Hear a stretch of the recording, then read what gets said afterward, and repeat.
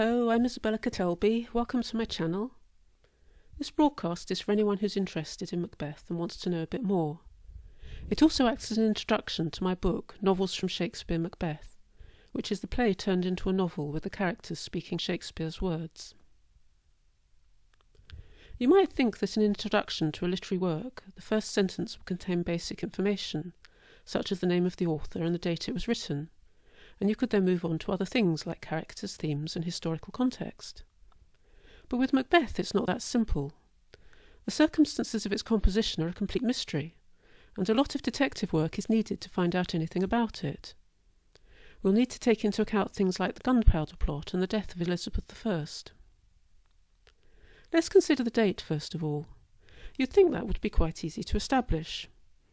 You just need to get a copy of the first edition and see when it was published, right?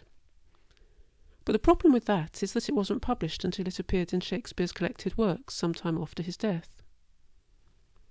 An optimistic person would say, never mind, there might be some clues in the original manuscript. Or Shakespeare might have made a reference to writing Macbeth in his diary or in a letter. But we're not in luck there either. In fact, Shakespeare didn't leave us any information about any of his plays. So the circumstances in which Macbeth was written are a complete mystery. But if you pick up any modern edition of the play, it will tell you the date it was written. So how was this established?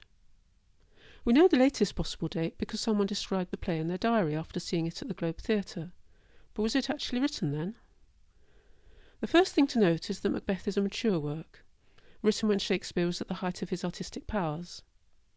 Along with Hamlet, Othello and King Lear, Macbeth is known as one of the four great tragedies.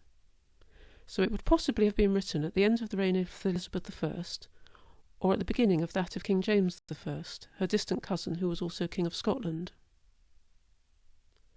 Are there any clues as to which? Well, the story is taken from Scottish history, and several of the characters are relations of King James. It also seems to reflect his particular interests. He wrote a book on witchcraft, and he also had some strange ideas about the relationship between a king and his subjects, both of which are important themes in the play. But how do literary detectives narrow it down further? Another clue is there seems to be a reference to the Gunpowder Plot. On the 5th of November 1605, some Catholic conspirators who didn't want a Protestant king were going to blow up the Houses of Parliament, just when James was going to be there. The plot was discovered in time, but Catholics who had known about it found themselves in a bit of trouble. To try to get themselves out of it, and assuming God was on their side, they told half-truths on the grounds that he wouldn't regard it as lying, given that it was all in a good cause. There's a joke about this in the play. The next clue is a literary one. Specialists look at how Shakespeare's style developed over time, and decided that 1606 was the most likely year. But there's a problem with that, because there was an outbreak of the plague in 1606, and the theatres were closed. So it's generally agreed that this was performed for James at court, which would explain why it seems to have been written specially for him. So that's the date dealt with, but what about the author? You might be thinking I've gone mad here, because I said earlier that it was published in Shakespeare's complete works. It must have been written by him then, mustn't it? But the question is, did he write all of it, or has some been added later? One strange thing is that the witches seem to have two distinct characters. Sometimes they're dignified oracles who predict the future, but at others they're more like we imagine witches to be, chanting spells and making potions in a cauldron. Another strange thing is that some passages don't seem to be in Shakespeare's style. As early as the 18th century, people began to suspect that he didn't actually write the whole of it.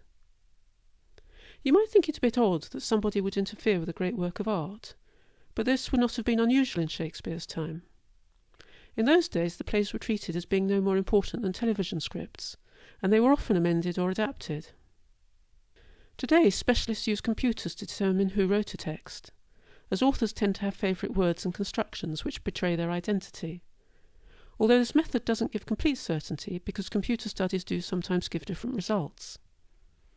However, it's generally agreed that Shakespeare did write almost all of Macbeth, and that the playwright Thomas Middleton is responsible for the passages where the witches are making spells. Perhaps because the witches were so popular that audiences wanted to see more of them. So modern editions will tell you that Shakespeare wrote Macbeth in 1606 to be performed at court, and that Middleton made some additions to it at a later date. But after following all the arguments, you might be saying, hang on, the evidence doesn't add up. For example, if computer programs don't always agree about who wrote what, how do we know that the things that look like contemporary references weren't added later by someone else? Did Shakespeare really make an allusion to the Gunpowder Plot? Could Macbeth have been written during the reign of Elizabeth after all? Some scholars think that it was. And this makes it much more interesting when we come to look at the themes of the play and try to work out whether Shakespeare wanted to give a particular message. It's even possible that he risked being convicted of treason when he wrote Macbeth. We'll be looking to that into a later broadcast. I hope you enjoyed this programme. If you did, please would you like, share and subscribe so that YouTube shows it to other people. That's it for now. Until next time, goodbye.